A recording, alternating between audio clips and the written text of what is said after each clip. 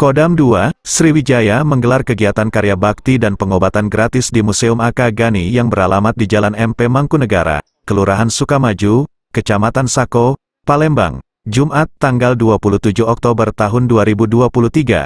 Kasetumdam 2, Sriwijaya, Letkol If Imam Syafei mengatakan bahwa karya bakti dan pengobatan gratis ini merupakan rangkaian kegiatan memperingati Hari Sumpah Pemuda. Jadi kita ke sini dalam rangka memperingati Sumpah Pemuda yang kita lakukan kerjasama antara Kodam 2 Sriwijaya bersama dengan seluruh perguruan tinggi yang ada di Palembang, kemudian juga dengan seluruh organisasi kepemudaan dan juga grup mobil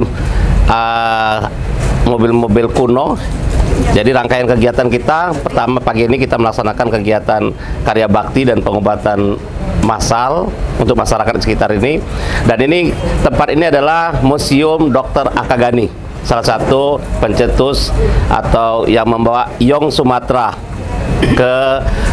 ke Jawa. Kemudian ini kita lakukan supaya generasi muda kita tahu bahwa di Sumatera Selatan ini ada sosok pahlawan nasional yang selama ini mungkin anak-anak muda sudah hampir tidak kenal. Oleh sebab itu, momen 1928 ini kita kembali untuk mengenal dan kita sosialisasikan kepada masyarakat yang ada khususnya di Sumatera Selatan dan umumnya Indonesia.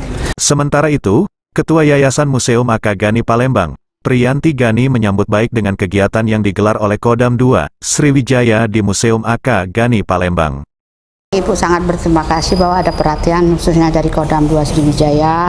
Tadi yang datang adalah Karumkit Dr. AK Gani dan staf dan melalui Pak Imam juga, dia kabintal ya Pak Imam. Jadi dari Pak Imam juga bahwa ini akan berkelanjutan terus. Beliau mengatakan mungkin ada Jumat bersih untuk membantu membersihkan Museum AK Gani ini. Jadi mungkin semoga dengan adanya kedatangan mereka,